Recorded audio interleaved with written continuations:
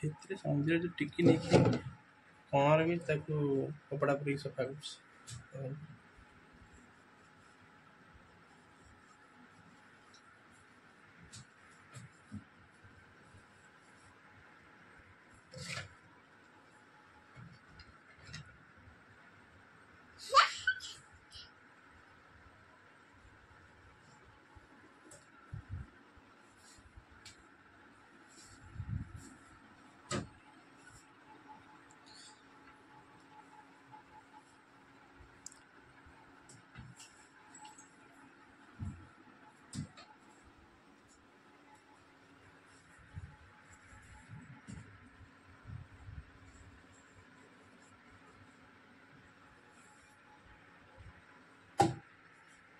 ପଲଙ୍କଟା ସାରା କେବଳ ପାଉଡ଼ର ବଣା ହେଇକି ସବୁ ଧଳା ପଡ଼ିଯାଇଛି।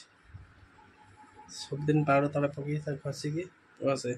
ତା ଦେହରେ ଯେମିତି ପାଉଡ଼ର ସମସ୍ତେ ଆମେ ପକେଇ ଦଉ, ସିଏ କ'ଣ କରେ ନା ପଲଙ୍କ ଉପରେ ପାଉଡ଼ର ପକେଇକି ଘଷି ଦିଏ। ସଫା ହେଇଗଲା ଗୁଗୁଲି? ସଫା ହେଇଗଲା? ହଁ ସଫା ହେଲା। ହଁ ହେଇଗଲା। ହଁ ହେଇଗଲା, ସଫା ହେଇଗଲା ହେଲା। କିଏ ସଫା ହେଇଗଲା?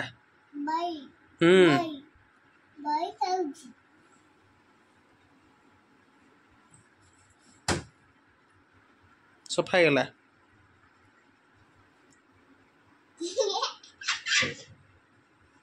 ହେଇଗଲା ସଫା। ଏ ମୟୂର ଥଣ୍ଟ।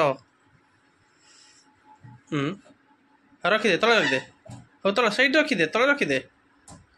ଆସ ଯିବା ଖାଇବାକୁ ଯିବା। ଖାଇବାକୁ ଯିବା। ଖାଇବା ଏବେ ରଖିଦେ, ସେଇଟା ସଫା ହେଇଗଲା ସବୁ ରଖିଦେ। ଆସ ଯିବା, ଆସୁନୁ।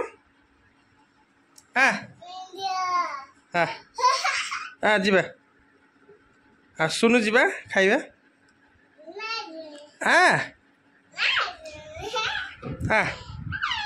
ଗୁଗୁଲି ଆସୁନ ଯିବା, ତଳକୁ ଯିବା ଖାଇବା।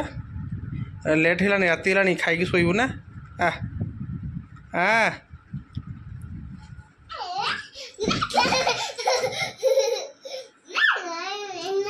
ଆସୁନୁ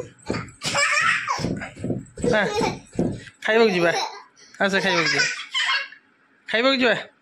ଦେ ହାତ ଦେ। ପଡ଼ିଯିବୁ ନା, ପଡ଼ିଯିବୁ। ହଉ ଆସୁନୁ, ଗରମ ଲାଗିବ, ଏସି ବନ୍ଦ ହେଇଛି, ଗରମ ଲାଗିବ। ସଫା କରୁଛ? ଗୁଗୁଲି ସଫା କରୁଛୁ ନା? ଦେଖନ୍ତୁ ଗୁଗୁଲି ତାର ଫାଙ୍କା ଟାଇମ୍ରେ ପଲଙ୍କ ସଫା କରୁଛି। ତା ମାମା ସଫା କରେ ଏମିତି କପଡ଼ା ନେଇକି ପଲଙ୍କକୁ, ସେ ଦେଖିକି ଶିଖି ସିଏ ବି ସଫା କରୁଛି।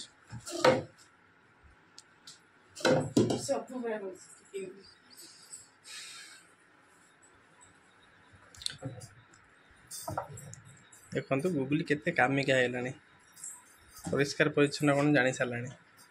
ସେଥିପାଇଁ ଗୋଟେ କପଡ଼ା ଧରିକି ସବୁ ସଫା କରୁଛି। ବାପରେ, ପୁରା ସଫା କରି ପରିଷ୍କାର କରିଦେବ ଆଉ। ତତେ ଏଭଳିଆ ଆଇଡ଼ିଆ କେମିତି ଆସିଲା ମୁଣ୍ଡରେ ଗୁଗୁଲି? ପଲଙ୍କ ସଫା କରି ଆଇଡ଼ିଆ ତ କେବେଠୁ ହେଲାଣି?